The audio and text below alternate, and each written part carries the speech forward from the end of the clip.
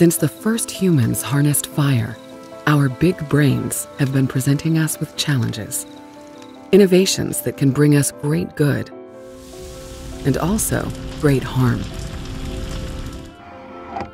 In the 15th century, the printing press allowed people to share knowledge, sparking the age of reason, and also upending the established order and authority of the church.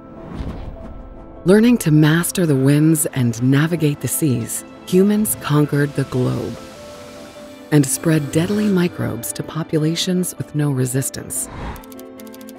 In the 20th century, we split the atom, unleashing a power hitherto unimagined, and for the first time, introducing the possibility of our own annihilation.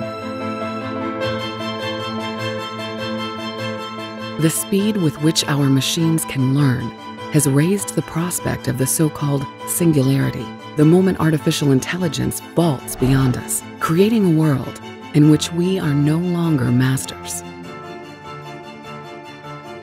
And now, twin girls have been born in China who were genetically engineered with a powerful gene editing tool called CRISPR-Cas9.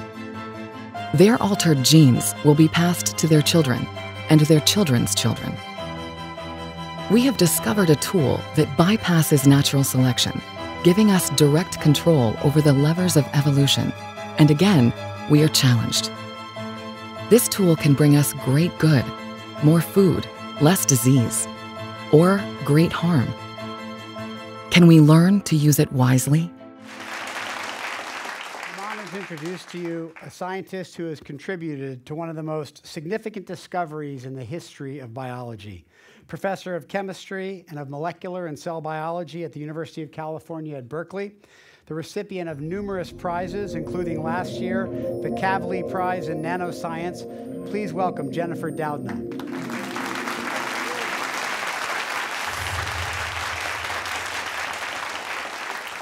So welcome. Thank you. So let's start with the question from the end of the film. So how do we figure out how to use this technology wisely, and who actually gets to make those decisions? Well, I think it certainly starts with venues like this, honestly, where we talk about it, we describe what the science is, what it means, where it's going, and we invite participation from all of us who will be affected by it in the future.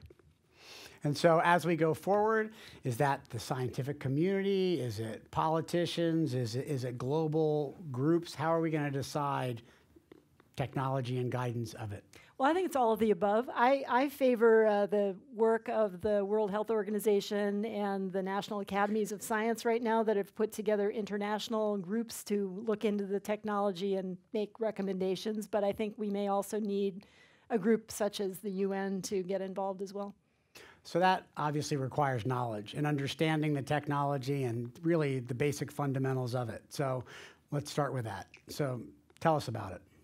Well, I have right here a 3D printed model of a molecule. This is a protein. The white part of this is a protein called CRISPR-Cas9, and it's a molecular scalpel. It's literally a tool that scientists can use to cut DNA and trigger targeted changes to genomes. And the way it works is that it has another molecule in it called RNA, this orange piece, that provides a script. It's a set of letters that match the DNA code in a genome, and when that match occurs, this protein is able to make a cut in the DNA, and that triggers the cell to make a change at that precise position out of all of the DNA inside the cell.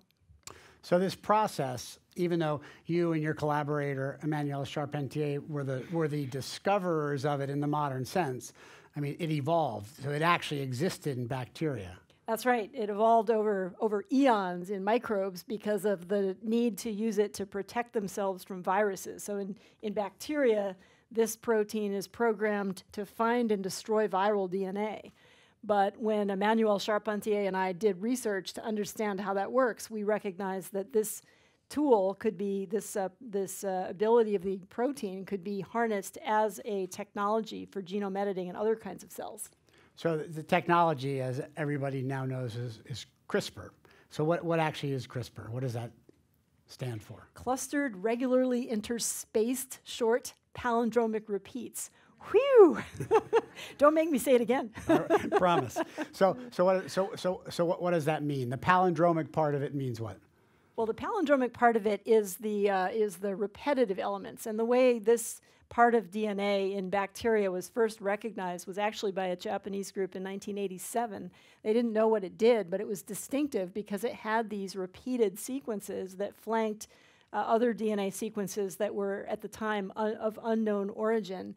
And later in the mid-2000s, 3 different research groups that were studying these figured out that these sections of DNA between the palindromes were actually coming from viruses. And so these CRISPR elements are in fact a molecular vaccination card for bacteria. It's a way that bacteria can store pieces of DNA from viruses that have infected them over time. So that's at least 2 points for Jeopardy or Trivial Pursuit, CRISPR and palindrome. Woohoo! Excellent. But people have been manipulating genes for a very long time, right? So we have a brief film talking about that, as well as how CRISPR really has changed the game. Humans have been engineering genes for centuries. The vegetables in a modern supermarket and the staple grains that sustain us bear little resemblance to the ancient plants they derive from. Our domestic animals, too, have been transformed through generations of breeding. The variety of dogs is a testament to our power, long before modern biology, to transform genes. Beginning in the 1970s, we learned to directly manipulate the genetic code stored in the cells of every living thing. But for decades, the technology remained cumbersome, expensive, and imprecise. Then came CRISPR. In 2012, Emmanuelle Charpentier and Jennifer Doudna discovered they could hijack a mechanism that bacteria use to protect themselves from viruses. With a piece of RNA acting as a guide and a protein called Cas9 acting as the scissors, scientists can now target, remove, and replace any stretch of the double-stranded DNA molecule in any living thing. Easy, quick, inexpensive, and so precise, scientists can switch out a single base pair in the more than 3 billion base pairs that make up the human genome. So let's move now to why there's so much excitement about this technology, as well as, frankly speaking, why there's a little bit of trepidation. So some of the things that it can do, and also, in your opinion, some of the things that maybe it can't do. So starting off, food. So how can CRISPR help the worldwide food chain? Imagine being able to make changes to the DNA of plants that introduce traits that can protect them from drought, protect them from infection by pests, make them potentially more nutritious. In the past, these kinds of traits would have had to be introduced by random mutations to seeds and then many years of selection for plants that have desired traits, often bringing along undesired properties along with them, and then going through the whole process of getting that plant to into a market where it could be useful. Now, with CRISPR, there's the opportunity to make targeted changes to the DNA, only manipulating genes that have the power to control the traits that we're interested in changing, and doing it much faster. So, obviously, great agricultural potential benefits. Maybe not in Berkeley, but once in a while in New York, you still find somebody who eats meat or fish. Are animals, fish, are those populations potentially advantaged? Absolutely. Yeah. Same kind of manipulations happening in animals that are used agriculturally as well, making hornless cattle, for example, and other ways of protecting livestock from pests, and probably in the future making other manipulations that will be useful as well. And are there risks in terms of changing genes that we're putting out into the agricultural world and the biological world? Well, I think we always have to be careful, thoughtful about how we're manipulating animals that we're using in the environment. Animal welfare, of course, is an issue, but also thinking about the human health risks that might come along with that. And what about, so let's move on now, because obviously this is a genetic manipulation. So what about the possibility of genetic diseases? So what are some of the genetic diseases that come to mind that most readily lend themselves to this type of technology? Well, there are a number of human diseases that are known to be caused by a single genetic mutation, a single gene that has gone awry. And so these are, I think, the first targets for something like CRISPR, because we can imagine how to alter those individual genes now to have an impact on a patient's health. So some of those would be in terms of... Well, sickle cell disease is an obvious one. Muscular dystrophy is another. Cystic fibrosis. These are all examples. Huntington's disease is a neurological disorder. And there's a large number of relatively rare genetic diseases that result from individual changes that happen sporadically that right now we really don't have anything to offer patients. And in the future, hopefully, we will have a tool that can actually correct those disease-causing mutations. So single gene disorders being prevalent. Right. Now, I mean, we all remember from struggling through university biochemistry that people who have sickle cell where they don't have both genes, where they have one gene, it provides some protection against malaria. Correct. So how do we make sure we understand the genetic conditions well enough to know when to intervene? Well, I think we have to take it step by step. So it's great to start with diseases like sickle cell that are fairly well understood. But as you point out, I think we have to be cautious because genes typically don't have a single role in our health. They have, they interact with lots of other genes. So we do need to be thoughtful about how we manipulate them. So what about, so say you've got a gene, you've got a patient population, and you have a manipulation. So what are the ways how do we introduce that into human patients who we're trying to treat? What are the ways that we can go about doing that in terms of doing it in vivo, ex vivo, and what that means? Right. Well, there's really two ways. I think it's shown on this slide here where you can introduce the gene editing molecules in cells that are taken out of a patient. So it's done ex vivo outside the body, and the edited cells are then replaced. And that would be, for example, to treat sickle cell disease. That's how it would be done. Or we can do it in vivo, where you use something like a virus to deliver the gene editors, and then the virus can hone into the tissue where the editing is needed. Any thoughts on whether one of those will be particularly more effective or efficient, or is it going to depend on different diseases? Well, today, we're at a point where the ex vivo type of delivery is really, I think, almost there. It's really a feasible thing to actually do, and there are clinical trials that are on deck to move ahead using that kind of strategy. In vivo delivery, however, as you can imagine, it's a lot harder, and to be sure that it's done right and safely. So I think that's still a ways off. But in the end, that's going to be obviously the more powerful way to be able to do gene editing. So, but most traits that we deal with in medical centers are not monogenic, they're polygenic. They're very, very complicated. I mean, some of the most common things we deal with are things like HIV and all sorts of different forms of cancer. So how can you take an approach like this and think about how you target it for more complex polygenic conditions like that? Well, for something like cancer, I think the excitement there is about being able to manipulate the immune system. Imagine we could edit immune cells so that they have the right properties so that they can target tumors. I think that would be a very exciting way to treat cancer. And then for HIV infection, there's the potential to, rather than targeting the virus itself, actually target the molecule that is necessary on T cells, the immune cells that get infected by HIV, so that HIV can't get in. So there's been lots and lots of speculation about what CRISPR technology maybe can do, what are prospects for the future. So if we're going to break things down into, I think this is probably going to happen relatively soon. It's going to take a lot more work, but this is realistic, or this is kind of Harry Potter fantasy world, probably never going to happen. So let's just run through a few. So how about life? So the thought that most humans, we all think we have an age span. I take care of a lot of patients in their 80s and 90s, and I've kind of figured I'm okay with the 80s, 90s, I'm not so sure. But lobsters supposedly don't age like humans. They're resistant to a lot of the aging effects. So are you going to be able to help me want to hit my 90s? Well, I hope so. I mean, I think you know, the potential for gene editing to be impactful in terms of quality of life, I think that potential is high. Whether it, you know, I get asked regularly, can gene editing extend the length of my life? And I think we're a lot farther from that.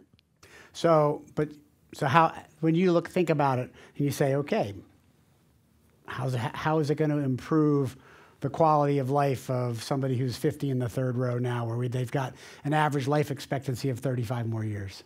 Well, I would say I think there's potential to improve quality of life by protecting us from infections, by, again, back to the cancer example, being able to provide a way of tuning up the immune system so that it's more effective at fighting cancer. So I would say those are probably the things that I think are not, you know, they're not here today, but they're not completely science fiction either.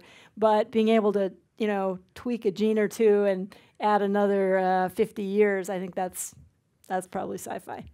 What about designer babies? So not fixing medical problems or genetically predisposed conditions, but, you know, I want my kid smarter. I want my kid taller.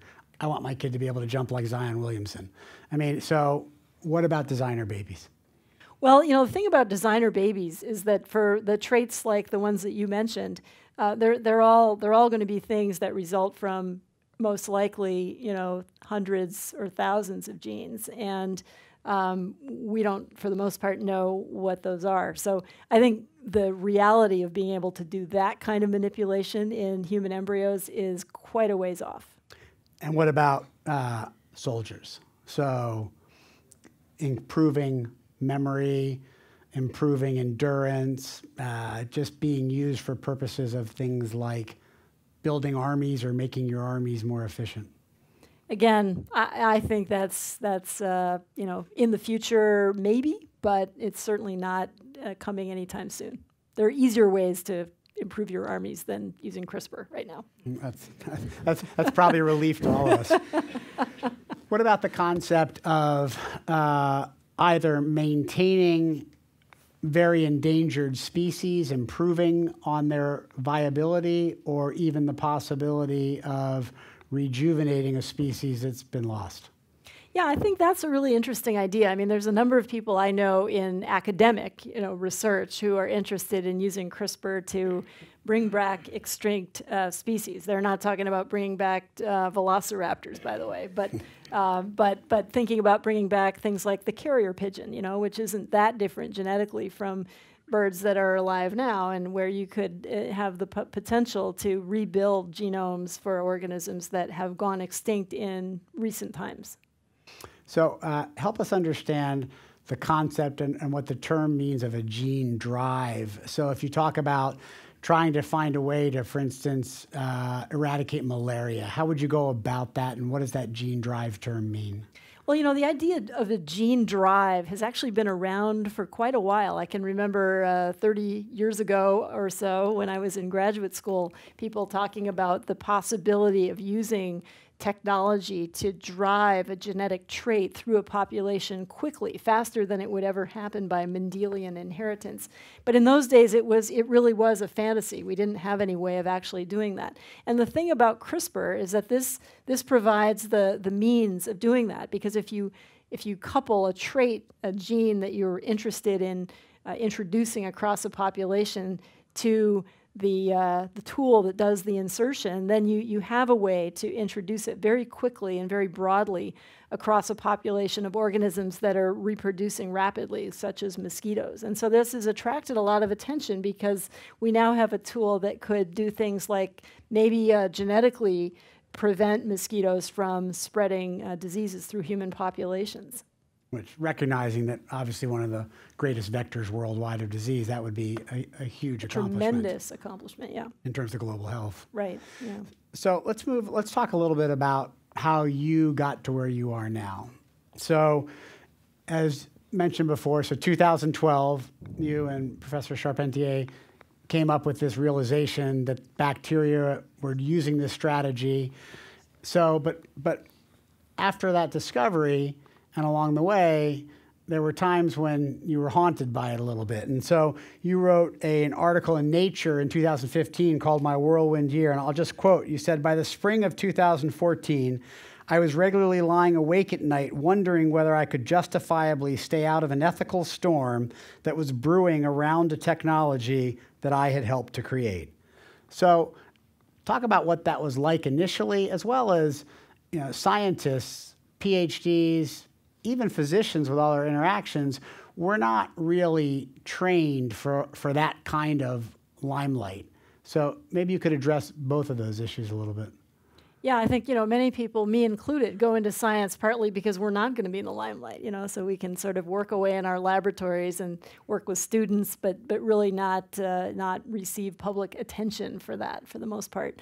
And so for me, you know, going through this kind of realization that, you know, this technology was going to be impactful not only in research labs, but also for the kinds of applications that we're discussing here, and potentially for things that, you know, might really have ethical issues and challenges, such as human embryo editing. So in 2014, early in 2014, I was sitting in my office at Berkeley. I got a call from a reporter who said, "Have you seen the latest paper out in the journal Cell, which is one of the top science journals in our field?"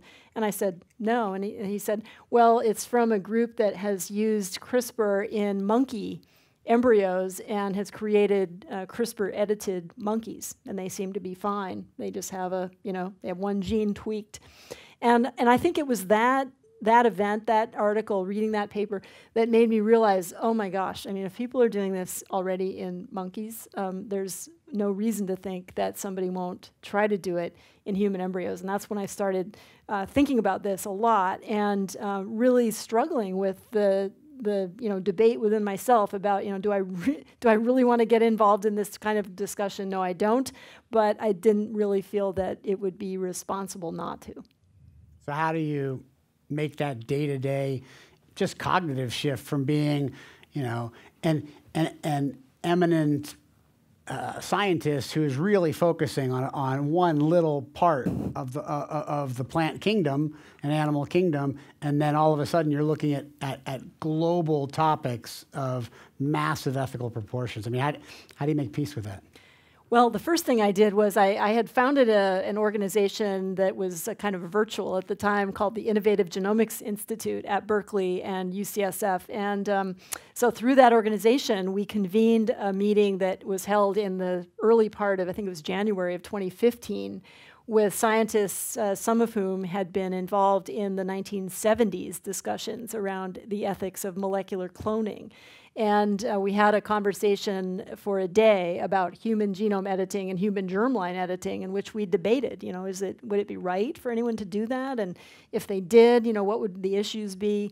And the upshot of that was that I think everybody felt that, this was a very important topic that needed to be brought to the public attention. So we wrote a perspective that was published in April of that year in Science, very, very shortly before the first publication in a scientific journal of human germline editing in human embryos that was published in a science paper using CRISPR, and then what happened next, which is that there were a series of meetings that were held by different groups, including the National Academies, a report that was issued in the spring of 2017, and these all were essentially calling for moratoria on any clinical use of CRISPR in human embryos, meaning any use to implant an edited embryo for the purpose of creating a pregnancy. And yet that clearly didn't stop Junquie from his work. So we'll have, fortunately, plenty of time to talk about that a little more with other guests in a bit. So you've been at some of the most amazing academic hotspots in the country, Harvard, Yale, Berkeley, but it all started for you in Hawaii, right? So you grew up on the Big Island in one of the most beautiful places in the world, unbelievable biological diversity. So how did that impact you as you were moving forward in your career, and then also with this discovery? Well, I grew up in a very rainy part of Hawaii, a town called Hilo. It's not what people usually think of when they think of sunny beaches and all that. We had a very rainy town, and I was, I didn't think too much about it at the time, but I was really influenced by the native environment there. And I was fascinated by all of the plants and animals that I encountered growing up that had clearly evolved to adapt to that island environment. It helped that I had moved there when I was 7, so I had, lived in Michigan before that, so kind of a big change between Michigan and Hawaii. And I didn't think about DNA in those days, but I definitely wondered about the chemistry. I always, I had a great chemistry teacher in high school, and so I started to wonder about the chemistry of these plants and animals and what had to be different to allow them to adapt to those environments. So I really credit that with my early interest in biochemistry. So in an environment like that, I mean, you see the natural diversity of animal, plant life in particular that's there. So when you think about that now and you think about, okay, how much do we understand how evolution came about to generate that world, and how do we make decisions about, okay, now we have the possibility to manipulate that? Yeah, it's kind of profound, and I think that, but I guess it's important to point out to everyone here that this isn't something that happened suddenly in a way. I think scientists have been thinking about manipulating DNA and manipulating the code of life for a very long time. And certainly in agriculture, you can go back millennia, right?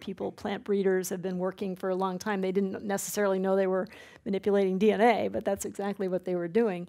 More recently, of course, there have been technologies previous to CRISPR that gave scientists tools to manipulate DNA.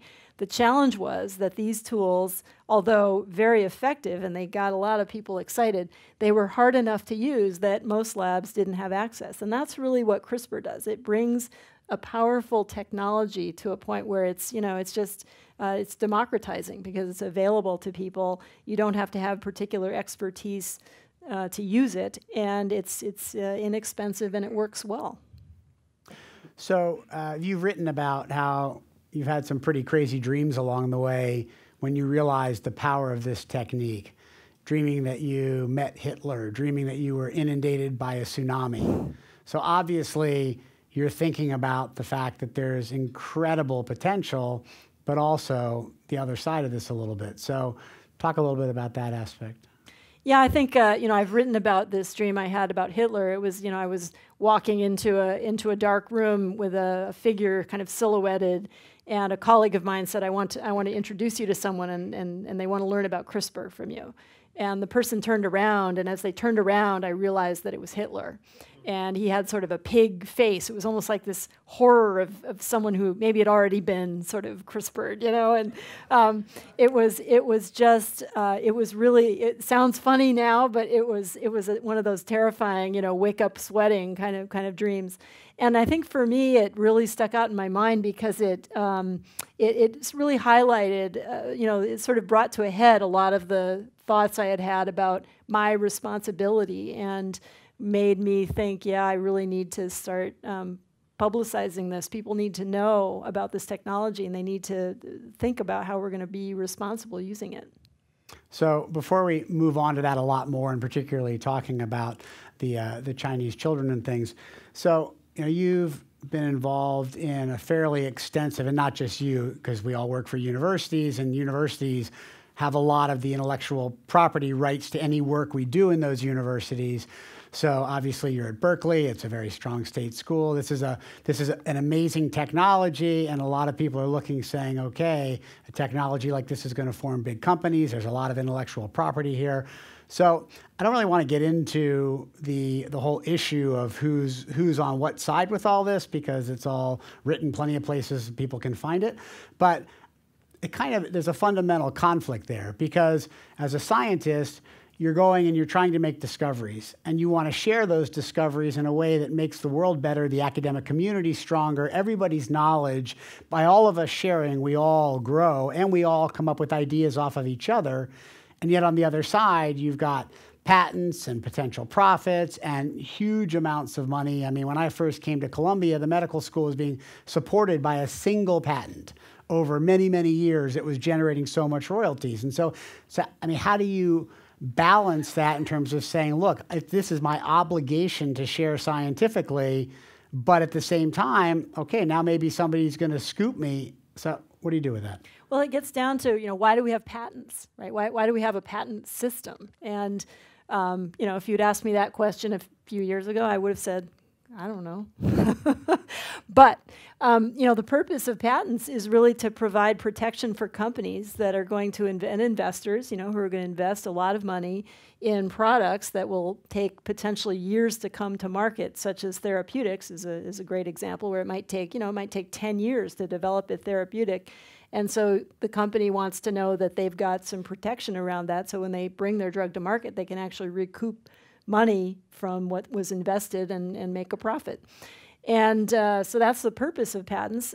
I think, the challenge for the patent system with something like CRISPR, and this, CRISPR is not unique in this way, right? It's true for any technology that's kind of broadly enabling, is that on the one hand, as you said, you want to provide protection for those companies because you want those companies to get involved in commercializing the actual application of the technology. But on the flip side, you want to make sure that the technology is widely available and in as many hands as possible so that it can be made better and that it can be used to do all sorts of new things. And I think, the good thing about the university system right now is that the universities really do make these technologies available to researchers, and that's always been true. So right now, even though, yes, there's a patent dispute going on and with CRISPR, the good news is that it hasn't, I don't think, really impinged on anybody's ability to use the technology. Certainly for academics, they can get it very easily from a nonprofit organization called Addgene, and that's been one of the reasons why it's taken off the way it has. But it also brings up a topic that we'll come back to a little later, which is that, you're running a high-powered lab. You have unbelievably talented grad students who are working like dogs in an environment where, and not just your lab, I'm saying globally, where it's an incredibly competitive environment. And, it's very rare that people remember somebody who went first but wasn't 100% accurate. They remember who went first. And that in and of itself, in the scientific environment, is fostering some of this need to be the first, to be ahead. And how do you, even with your own students, how do you get the message across to them? Yeah, it's really important to be early, but it's more important to be accurate. Well, I say exactly that, basically. I tell them that, it's most important that we are correct in our work, that we're scholarly in our work, and we work as efficiently as we can, but, the primary purpose of what we do is to double and triple check ourselves and be scholars about what we're doing. So one last point before we move on to the topic of gene editing, and particularly human gene editing. Can you help us understand a little more about, in humans, germ cells versus somatic cells?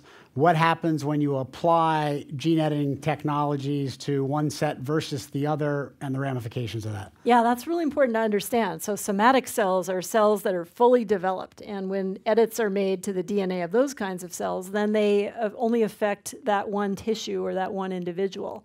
Or it could be stem cells in an individual that develop into a certain tissue type. But it's quite distinct from germ cell editing. That's where we're editing the DNA of eggs or sperm or embryos, where the genetic changes become part of the entire organism. And those changes are heritable. They can be passed to offspring. And that can be done in plants, it can be done in animals, and it can be done in humans. So germ cell things are going to be passed on generation to generation. Right. So looking at some of the things we talked about before. So single gene disorder, sickle cell muscular dystrophy, you would want to target what? Well, there we would want to target, we would do somatic cell editing, but we would do it in not germ cells, but stem cells taken from an individual. Okay. But they wouldn't be creating heritable changes. And in a cancer or HIV type setting? Same thing. Right, because you're just looking to target something in a somatic cell population. Correct. Yeah. Right. Whereas if you're trying to, for instance, we'll talk more about it in a minute, but what was actually done in China was to do what? Well, to do germ cell editing. So that was editing in embryos where the genetic changes become part of the entire organism, the entire person in that case. So when you're using this technique, is it perfect? What's the fidelity? How often are there genetic mistakes that happen when you're trying for a result, and what are the potential ramifications of imperfection in the biological system? Right. Well, the remarkable thing about this tool is that it's had to evolve to be pretty good at what it does, because if it makes a mistake in a bacterium, then it can kill the bacterium. So that's a pretty strong selective pressure for accuracy. But that being said, of course, it's not perfect, and there are definitely are potential opportunities for it to make mistakes and create off-target edits, and that's been quite thoroughly investigated by scientists. I think one of the interesting things that's happened over the last few years is that people have gotten better and better at using the technology, and today it's possible to do things like limit the length of time that Cas9 is in cells and the amount of it in cells, and also to select the target sites in DNA carefully so that they don't closely match anywhere else in the genome. And by doing those kinds of things, it's now possible to make really very accurate genome edits using this tool, as well as by using versions of this protein that have been engineered in the lab to be even more accurate. So I think that the way I think about off-target editing is something that needs to be monitored carefully, but it's probably not one of the major bottlenecks for using it in the future, even in the clinic. So let's move on now to a topic that many people are familiar with through the popular press. As the video earlier said, November 2018, I think it's fair to say that a lot of the world was shocked to hear and see the news of He Jiankui's work in China with, as you were saying, with germline gene editing in 2 children. And so first, let's have a short video describing that. It was a birth announcement that shocked the world. 2 beautiful little Chinese girls named Lulu and Lana came crying into the world as healthy as any other babies a few weeks ago. Chinese biophysicist He Jiankui, working largely in secret, had used CRISPR to knock out a gene called CCR5 in 2 early human embryos, then returned the embryos to their mother's womb. CCR5 plays a key role in HIV infection, and the girl's father was HIV positive. He said his motive was noble. As a father of 2 girls, I can't think of a gift more beautiful and wholesome for the society than giving another couple a chance to start a loving family. But the scientific community did not cheer. At the International Summit on Human Genome Editing that He attended shortly after the announcement, the reaction was shock and condemnation. I understand my work will be controversial, but I believe family need this technology, and I'm willing to take the criticism for them. So joining us now for this part of the discussion is a bioethicist, physician, and research scholar from Stanford University, who also happens to be a friend of He Jiankui from his time at Stanford. Please welcome William Hurlbut.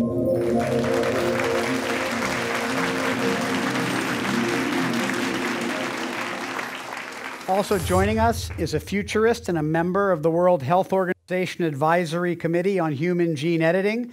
He's author of the recently released book, Hacking Darwin, Genetic Engineering and the Future of Humanity. Please welcome Jamie Metzl.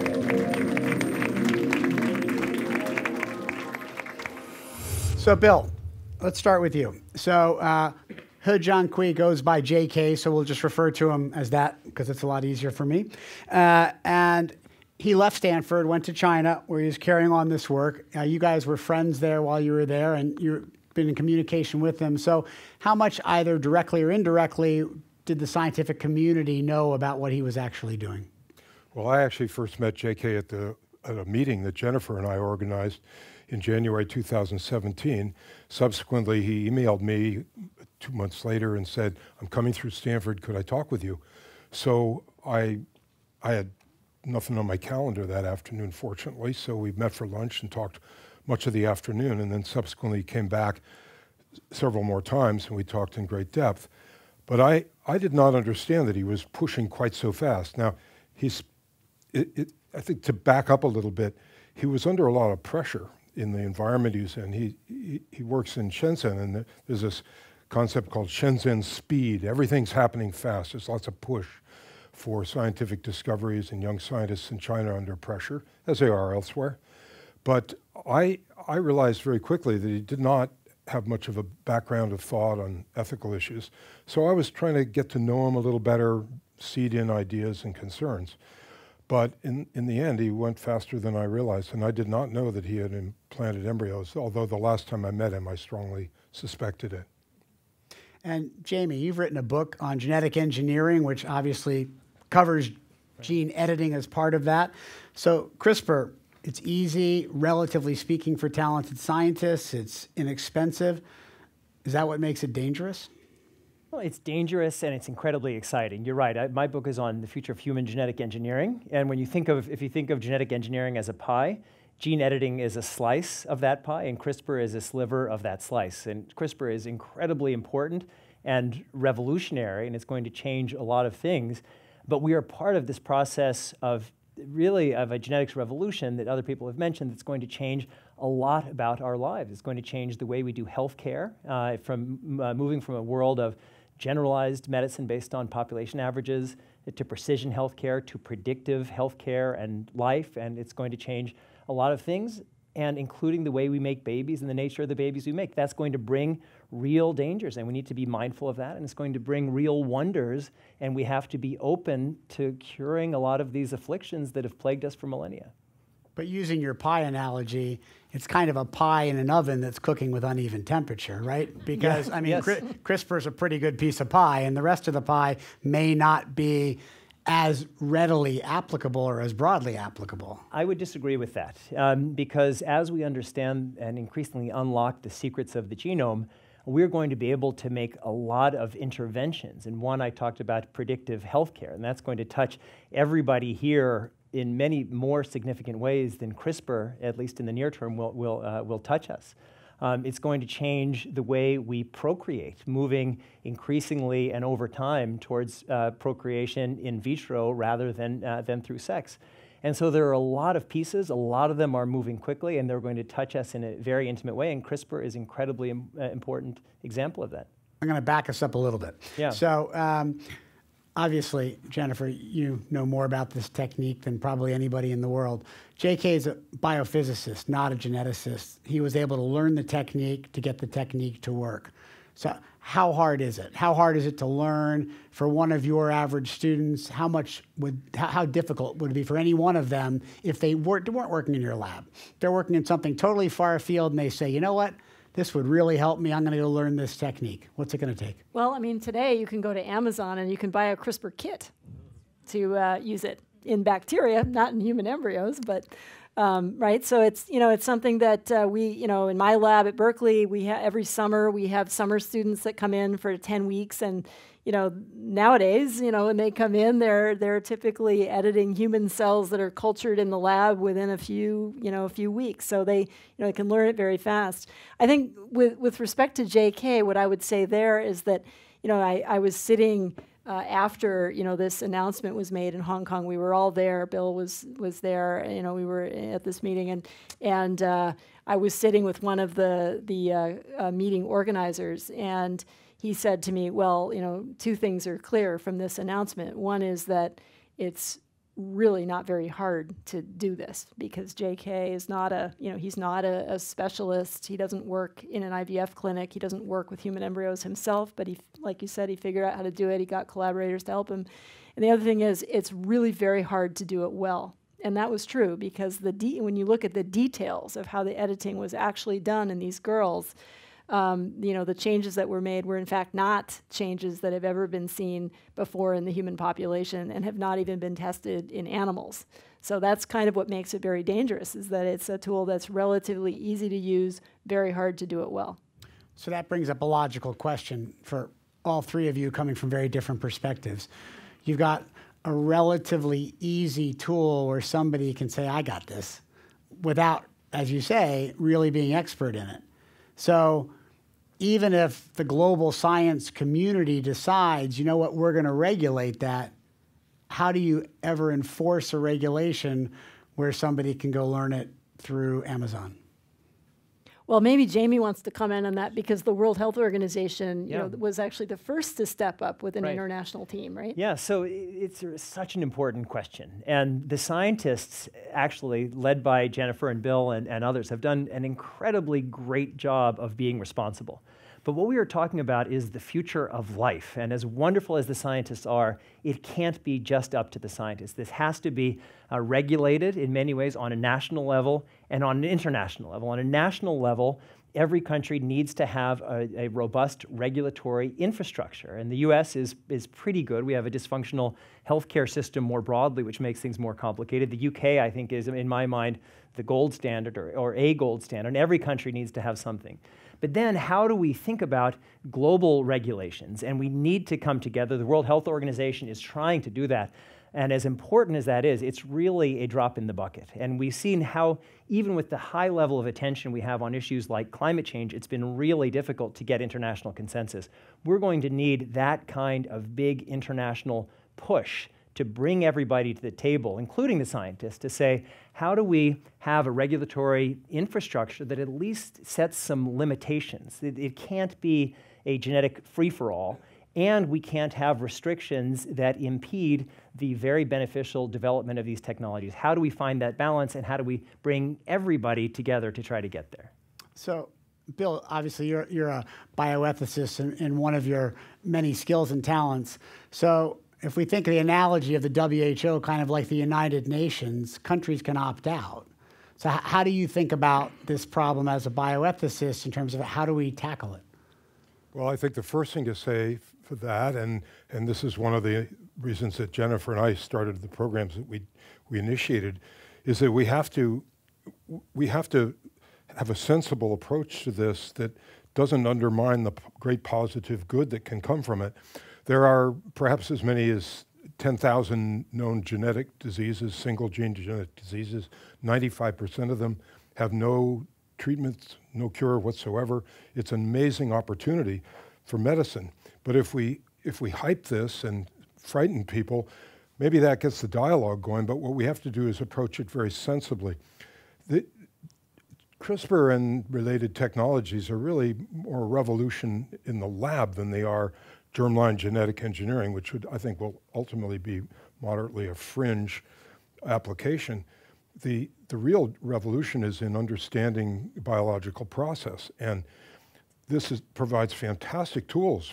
The 20th century was about molecular biology, the ingredients that make up the organism. In the 21st century, it's shifting to developmental biology, and this tool gives us a chance to probe and alter and examine how natural development takes place, both healthy and pathological development. And then we need to very sensibly assess what are the potential tools, including the potential dangers of this. And I think that's the way to go, carefully, not hyping it, but also taking seriously the way it might be misapplied. What about the concept? So you all have touched on it a little bit differently between you, but Jennifer brought up the concept that here in the United States, you could never do a human trial unless you had a pretty good idea of what you predict is going to happen, what the genetic changes are going to do, preferably with an animal model first.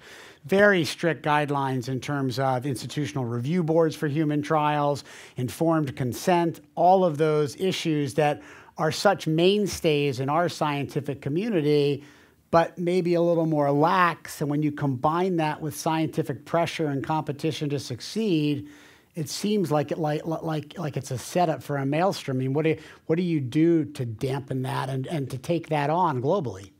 Maybe if I can just say, the first thing that our World Health Organization committee did was call for the WHO to establish a global registry for anyone doing germline edits, or edits to any germline cell. And so the very first step that we need to do is to try to make sure that nothing, or as little as possible, is happening in the shadows. But then we need to try to build norms. I mean, there are a lot of things that could happen that don't happen, and one of the reasons is that there are global norms of what is and isn't okay, and this is so new. The challenge we're facing is that the science is advancing exponentially, but all of the systems that we're going to need to regulate it wisely don't yet exist, and that's the race that we're in. Bill, what are your thoughts on that? And also particularly in relation to JK, because you know him. And so, you know, I think it's easy for somebody to look back and from afar and say, oh, well, you know what, there must be an element of bad science here, or because of the fact that it's not the way we would do it.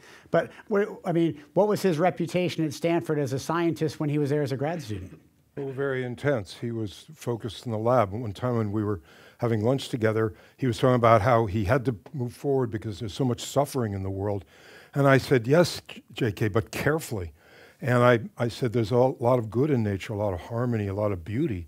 And I mentioned the redwood trees that are in my backyard. Isn't that cool? I have redwood trees in my backyard. And he looked kind of blank. And I said, have you never seen a redwood tree? And he said, no. And so I said, well, come on, we're going to go look at a redwood tree. I took him for a walk in the redwoods. He just loved it. But you know what it indicated to me was that while I was at Stanford, the redwood trees are 5 minutes behind Stanford. And he was in the lab the whole time, working. And we need a broad view of life, of nature, a reverent and respectful appreciation. John Muir said that when we try to pick out anything by itself, we find it hitched to everything else in the universe. And that's a really crucial concept, because none of this is going to be as easy as it's portrayed in the journalistic accounts. It's going to require great subtlety, great care. We don't want to do any harm, either materially, physically, but we also don't want to upset the balance of normal human life. One of the things Jennifer and I realized right away was we need to address this to the whole human species, the whole human family, in all of its individual diversity and cultural diversity. That way we can appreciate what it is we're operating on. We don't want to turn procreation into production. We don't want to radically alter the meaning of medicine. We don't want to create social problems in the process, and we don't want to do ecological disturbances that are damaging to the setting in which we live. And, you know, a deep appreciation scientifically for who we are and where we've come from includes the fact that we are fine-tuned and complementary to an existing natural world. And if we change that whole natural world so dramatically that we don't recognize our place in it, we'll be losers existentially, even if we gain medically. So, but that brings up an interesting point. You're training, obviously, top-notch, hyper-competitive students. I'm sure postdocs in your lab must be highly sought after. So are people coming after your postdocs saying, hey, you know, bacteria aren't really that much fun. Why don't you move up the food chain a little bit? I mean, what are you noticing, and what's the ear to the ground now on that? Well, a few years ago, I wrote a book called A Crack in Creation with a former graduate student, Sam Sternberg, who's actually now a colleague of yours at Columbia. And Sam, you know, one of the things that we talked about when we were starting that book was a meeting that I had with somebody who came to me in Berkeley and was actually had approached initially people in my lab and then eventually got to me, but was asking people in my lab if they could help her to have a CRISPR baby, because she wanted to start a company and she wanted to be the first person to bear a CRISPR'd baby. And this is one sort of isolated example, but you know, we pretty regularly are approached by people, maybe not quite that extreme, but people who want to have access to CRISPR. They want to know how to get into clinical trials. They want to understand better the technology.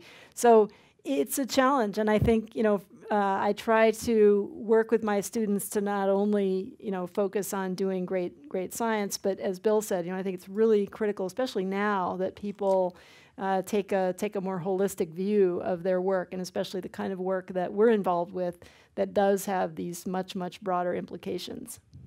Bill, do you remain in touch with JK, and do you have any idea where he is right now? Because at least, you know, the word in the popular press is that he's lost his job and nobody's heard from him for a while, and the China has now passed new rules, just came out recently in the news. And do you have any continued contact with him? After the Gene Summit, he emailed me and asked if we could talk, and through December and January, we had numerous long conversations, 2 or 3 hours. I heard the whole story. I confronted him on all the questions about which he was being criticized, and I have had some contact with JK, as to your specific question, I'm just really not at liberty to say what the situation is for JK right now, but I'm worried about it and hoping that he doesn't suffer more opprobrium than he actually deserves, because he is, to a certain extent, a product of a global scientific culture. He did not do what he did alone. People knew about it. It wasn't in secret. It was, you know, like it was sort of in line with what people do, except the seriousness of it demanded that he be more careful. But quite a few people in the United States and people in China knew what he was doing. And yet he did not stay in conversation with the larger scientific community, which I think was a mistake. One time when we were talking, I said to him, I felt like he was using his own judgment too much. And so I said, well, JK, the strength of American society and Western society is the dialogue that we conduct together, that we complement and correct one another's understanding. And I cited for him the Gettysburg Address, of the people, by the people, for the people. And after that, I sent the Gettysburg Address in an email. I sort of wonder what the Chinese authorities thought about that. But that's why he's been arrested. Yeah, maybe I'm the problem. But you know, I was saying to John Cohen, a writer at Science magazine, that I think the biggest problem was not JK. He wasn't just seeking fame and fortune. That may be part of it, but it's part of it for a lot of scientists. But he was also very well intended. When the full story comes out, people are going to be amazed by what he actually wanted to have happen here. But the biggest problem, as I said to John Cohen, was it was kind of a failure of democratic process. He needed to stay in conversation. He needed to be more transparent. And this is such a monumental moment that it needed to be one that was adjudicated by the deepest wisdom of the human species. So building on that, Jennifer, you've obviously been very involved since 2015 and then 2018 with the global response to this. So can you comment on both, at the earlier introduction, there was a slide showing that I think there were 18 scientists in Nature who all were backing a moratorium in this area. And can you talk about what your feeling is on how we best handle that? Is a moratorium an answer? Well, you know, we called for effectively a moratorium, although we didn't use that word, back in the spring of 2015. And that really, you know, started the process of these international groups triggered by the National Academy team putting together international summits on this topic, and a report that was released in the spring of 2017 by that group, which again, without using the word moratorium, effectively called on scientists globally not to use genome editing in the human germline and human embryos clinically until and unless it had been thoroughly vetted both scientifically and societally. And here's where we are today. So to me, to call for another moratorium sounds kind of, to me, a little bit ineffectual. And I think it would be better to actually invite a more open discussion. I think that many people think that there are going to be opportunities, at least on the research front, and maybe someday in the future clinically as well, to learn from this experience and the kind of research that a few labs are conducting in human embryos, as well as in obviously many other kinds of embryo systems in animals. So I would rather not see that conversation shut down. And when you call for a moratorium, effectively you're saying we're not going to do that, and it's very hard to then continue an open conversation, I feel. And I would like to not see that conversation shut down. Jamie, your thoughts? 'Cause you've I agree. I had a this. piece on this in the Financial Times. I totally understand why people are concerned. And I think we all need to be prudent. We all need to be careful. But to create a moratorium that first creates a set of stakeholders that you're going to have to convince people to end the moratorium. And so that's going to be really difficult. And what we need to do is to apply our best values in making decisions, in cost-benefit analyses. And so one of the reasons why I differ from Bill, I actually think that He Jiankui is quite a villain. And the reason is because the first step in applying gene editing to a human embryo of a child taken to term needed to be totally defensible. It needed to be transparent. You needed to explain why the intervention was made. And by doing that in a race for glory, and there's in his IRB application, which wasn't even to his primary hospital, there was all of this garbage about bringing glory to China. And so in this race, he didn't just potentially harm these two now little girls. He undermined global confidence in using this incredibly powerful tool to actually do good. If the first step had been extremely careful, well thought out, public, transparent, with a target that everybody agreed made sense, most likely to eliminate a potentially deadly risk, that would have been a much better first step. And I think He Jiankui has harmed us. On the other hand, he's raised the alarm that we have a big problem, and certainly the WHO committee that I'm on probably wouldn't exist had this step not been taken. So let me ask a hypothetical for any of you. I mean, he did this in November of 2018. Given the global climate, scientific pressures, and everything else, without a worldwide moratorium, how long do you think it would have taken somebody else to do it?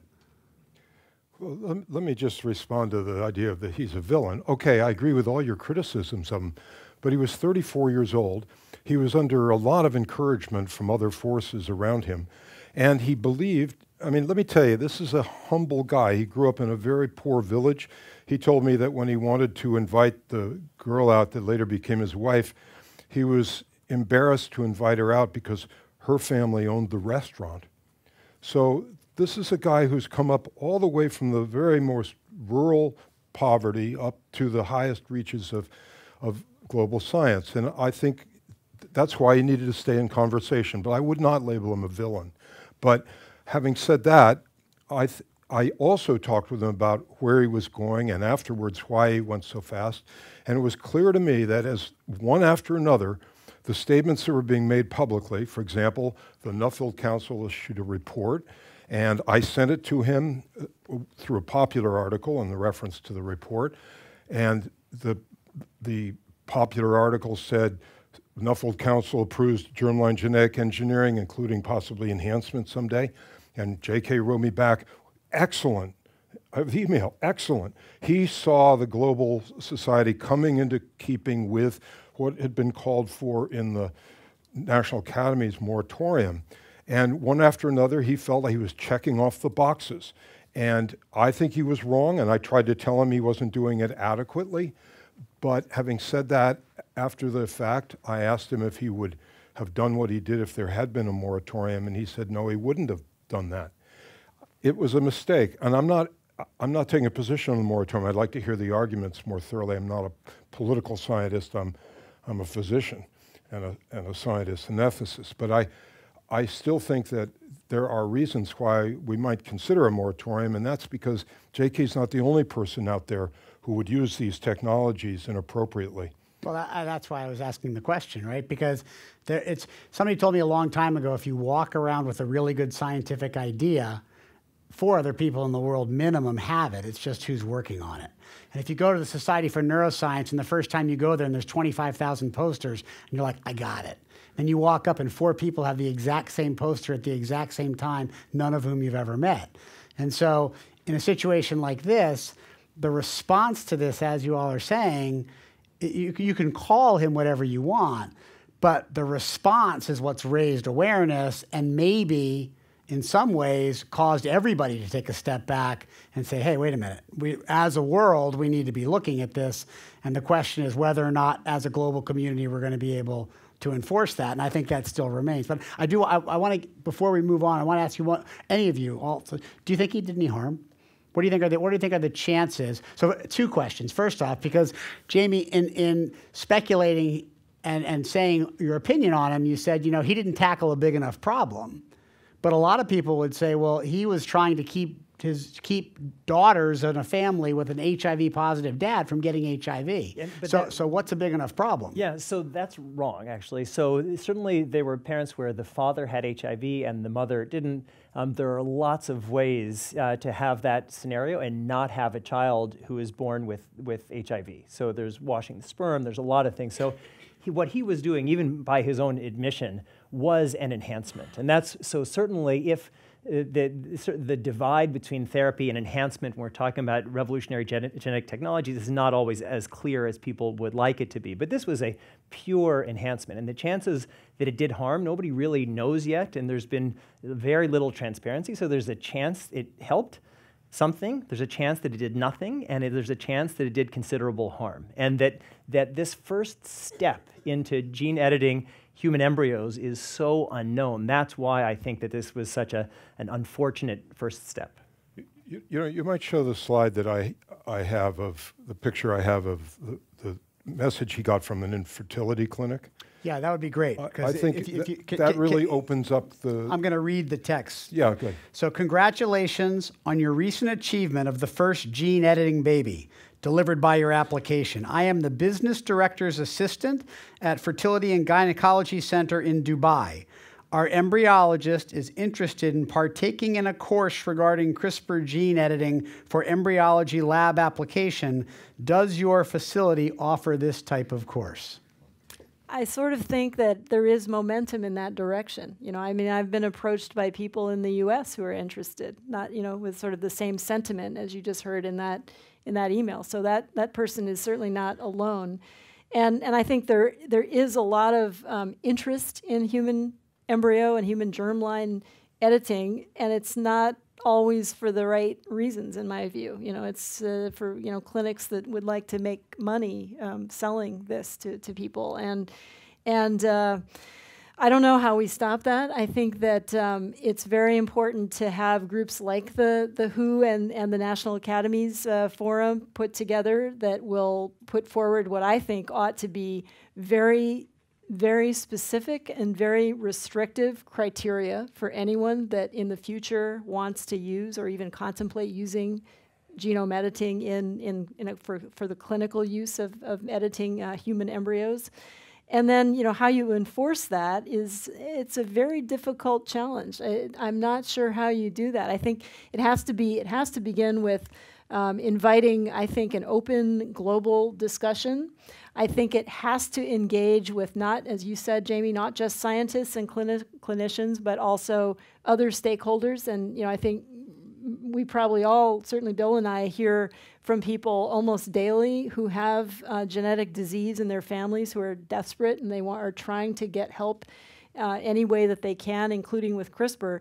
So we need to be also respectful of that. And as you said, the desire to see the technology advancing as quickly as possible, but without doing harm. And that's, you know, that's the medical oath, and it's always, I think, the challenge that we face. Yeah, and we need to be honest of where this is going. More and more humans forever are going to have kids through IVF. More of us forever are going to be screening our embryos prior to implantation, and we as a species are going to be gene editing our embryos prior to implantation. And maybe that's in 10 years, maybe that's in 20 years, but it's unimaginable that 100 years from now we're going to be making babies the way that we do it now. And so we can argue about what the timeframes are going to be, but what I think we need to do is, one, have an inclusive, really a global species-wide dialogue on these technologies, because they are going to touch all of us. We need to try to build norms and standards and regulations and frameworks so that we can do the cost-benefit analysis, because if we just say we're holding the line that these technologies can't be applied in human procreation, that line will increasingly be indefensible. What it has to be is, what are the better applications and what are the worst applications, and how can we create an infrastructure that facilitates the good stuff and minimizes the bad stuff? I assume when you speak of the normalization of IVF and the commercialization of reproduction, that you're thinking in terms of more than disease treatment, but in terms of human enhancements. Well, right? as I said in my remarks, I think it will be very, very difficult to keep a clean divide between what is a therapy and what is an enhancement, because it all exists within the context of us. Yeah, certainly it's hard sometimes to even define diseases. There is a disease in the textbooks of the antebellum South called drapetomania, which meant a slave that had a tendency to run away. So there's cultural construction of disease categories.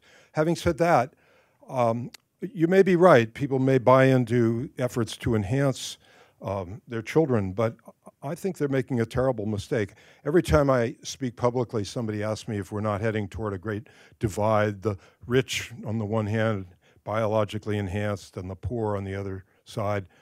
And my comment is that at least for the next few decades, it's going to be the children of the poor that are the fortunate ones because their parents won't experiment on them.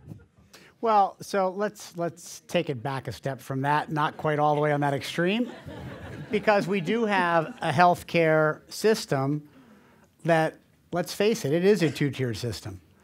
And we have a huge amount of our GDP we're spending on healthcare. When you start talking about screening embryos for genetic traits that may predispose to disease, whether or not they enhance, these are going to be expensive technologies. Companies are going to invest not millions, billions of dollars to make this technology work. So how do we keep it from becoming something like becoming a 5'2" volleyball player at USC, that you can only do that if you have a lot of resources? How do we actually, because I think saying, oh, well, you know, people are going to sign up for experimentation, you know, there's a lot of cultural aspects where people don't seek healthcare in a system where they either can't afford it or they're confused by it. So how do we make this, if it becomes a technology that we find a globally accepted use, how do we make it a technology that becomes accessible? Well, I think to me, it's important to address that question with respect to somatic cell editing, because that's honestly, at least for any kind of applications in humans, that's the one that's going to be, you know, here and a reality much sooner than any broad use of human germline editing. And for somatic cell editing, and again, that just means making changes to an individual that are not heritable. You know, I think these questions of access, cost, you know, sustainability, they all come into play and we all read in the media now about, you know, new treatments, and they're not gene therapies necessarily, but other kinds of drugs that are just, you know, so expensive that you think, you know, who is really going to be benefiting from this except for the very, very wealthy. And so I increasingly am asking myself, you know, how do we ensure that this technology, as it does move forward in the clinic, especially for somatic cell use for rare diseases and things like that, how do we ensure that it is accessible and affordable? And it's going to require a lot of, you know, pulling together of different interest groups to get that to happen. Yeah, and it's a question of values and systems. If we have the values that have the incredible health disparities that we either have here in this country or between everybody in this room and average person in Central African Republic, if those are our values now, those are the values that we're going to bring into the future. If we want to have better values realized through our systems, let's articulate what those values are and look critically at our systems so they can be realized. I agree with the significance of the values. And by the way, suffering is not the only value that goes into ethical equations. There are other principles involved. It's not like the argument from suffering has no bottom. If you can argue for anything. A complement to that sense of values is a realistic scientific appraisal of what goes on at the level of genetics. I was very good friends with Nobel laureate Baruch Blumberg.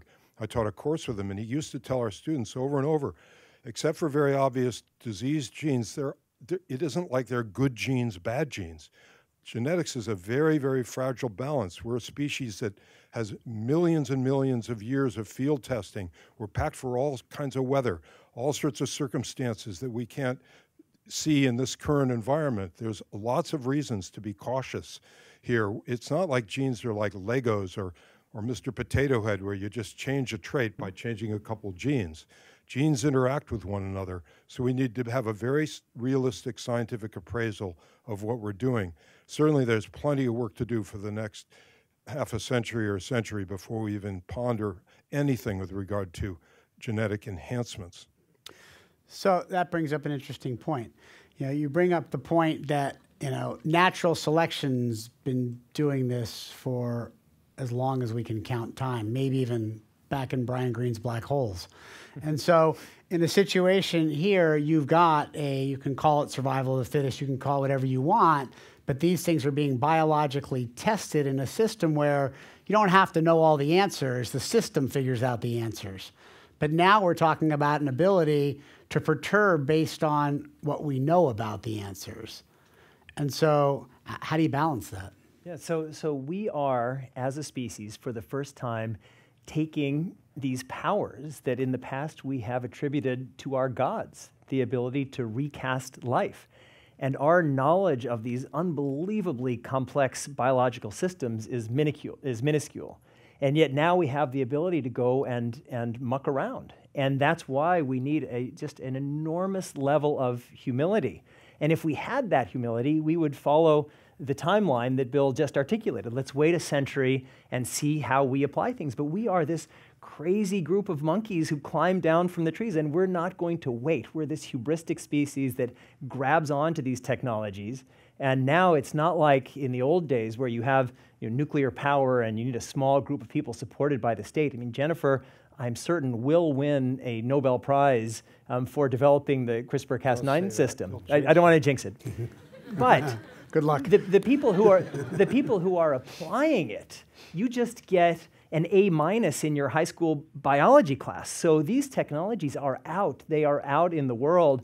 And this crazy group of primates, us, we are going to start using it. We need to be cautious. We need to build systems. We need to try to build norms that can make sure that these technologies are used in the most helpful and positive ways possible.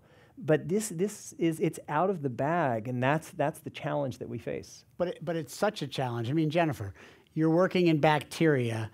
You find out that a system, that the only thing on the planet lower in life than a bacteria, which is a virus, has been using to try to take over bacteria, and bacteria have a defense mechanism that's been there for probably 1 million years, and you find it in 2012, and we say, aha, we can figure out how to use it. But it reminds me of when I went to medical school, my dad said, the great thing about it is you're going to learn all this wonderful stuff. The bad thing is 2/3 of it's going to be proven to be wrong. You just don't know which 2/3, so you got to learn it all. And the assumption that we have the knowledge, I mean, it almost defies logic. And so what do we do with that? I mean, you're talking about that in 10 or 20 years, everybody's going to be making designer embryos, and Bill's saying we got a half a century of hard science left to do. I mean, maybe I'm what right. do we do, Jennifer? Maybe I'm going to split the baby here. Yeah, what do we do with this? Tell us, Solomon. Yeah. Well, I think what we'll see is, this is my prediction, is that I think over the next couple of years we'll see a few clinical trials getting going for things like sickle cell anemia. And we'll see how those play out. Hopefully they do no harm first and that they actually are beneficial to patients. And I think with that kind of progress, that we'll start to see other diseases of that type that are monogenic, caused by a single gene, being treated increasingly using genome editing, and it'll largely kind of build from there. And with respect to human embryo editing, it's hard to know, honestly. I can't really predict how that's going to play out at this moment. There certainly is a lot of interest in it, that's for sure. And I think that research on embryos will, of course, continue. One thing that I said earlier, but I just want to point it out again, and that is that, in my opinion, the technology is just not suitable right now for use in embryos. And I think He Jiankui's experiments actually showed that, very clearly. It's just not ready for use in embryos. And I couldn't tell you when it will be, but certainly more research is needed. And I don't think it needs to be done on human embryos. I think it could be done on other kinds of embryos to understand how DNA manipulation works in those settings.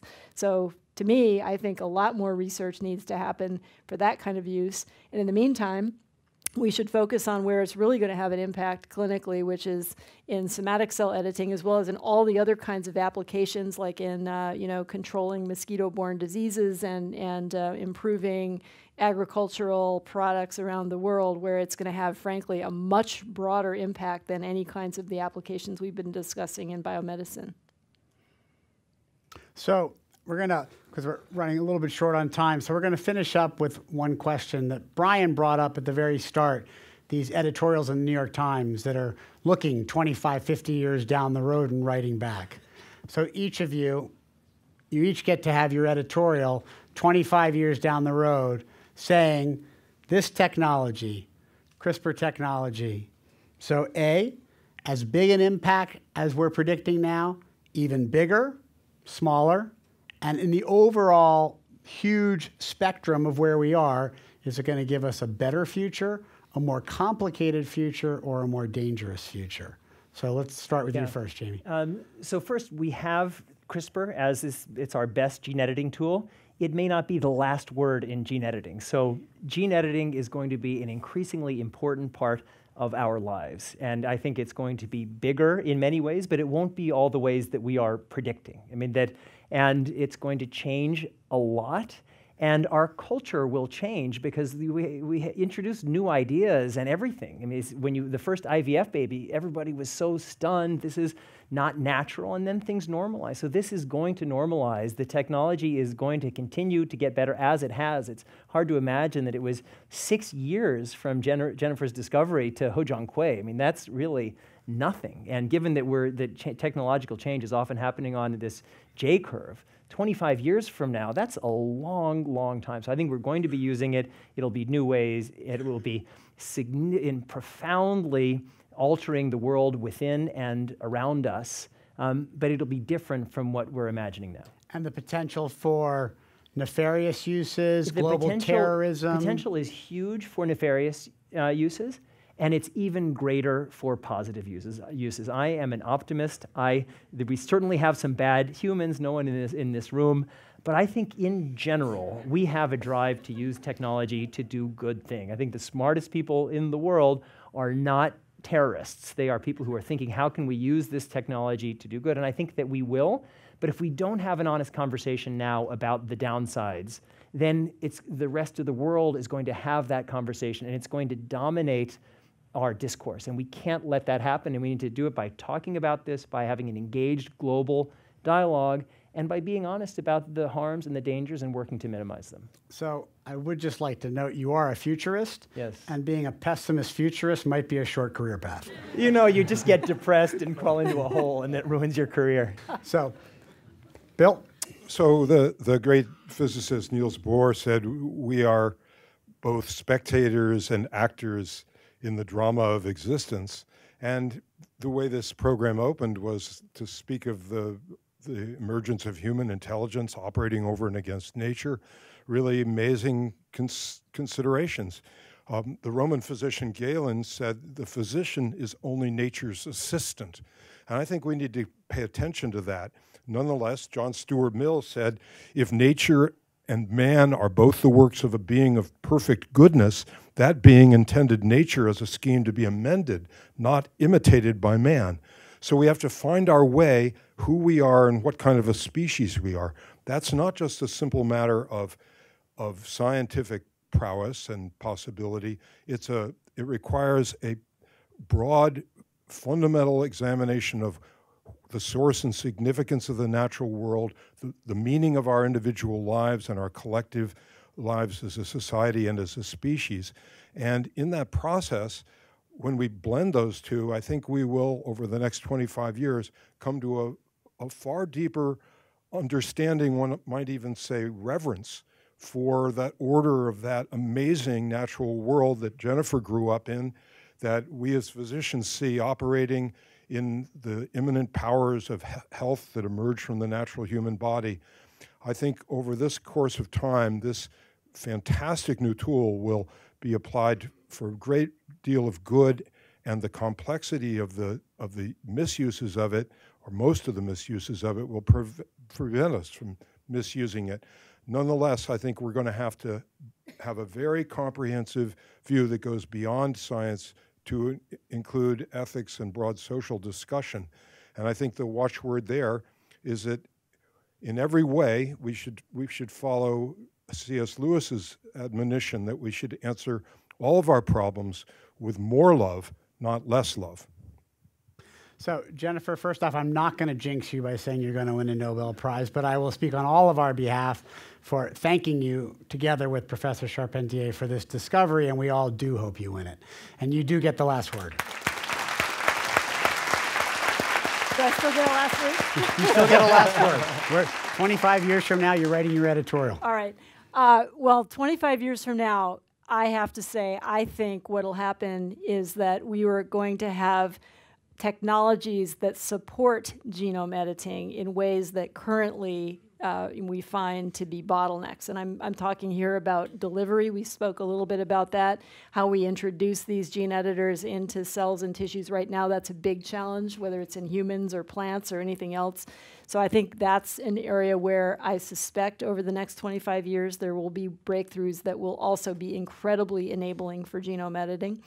And the other thing is that I think we're going to continue, you just looking at the rate of advancements made in the technology of genome editing just over the last few years, I think the pace of that is not slowing down. So, we're going to see incredible opportunities to do things even better than we can do them today. And that does raise this challenge of how we're going to use this in a way that is maximizing good and minimizing any dangerous or unethical uses.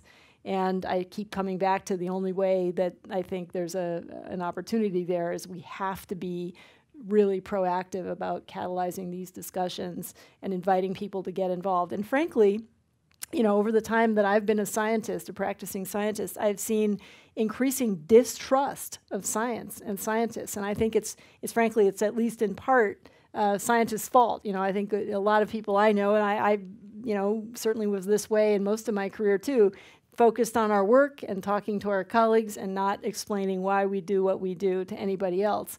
And I think that the more we can get scientists to engage and participate in conversations like this, the better.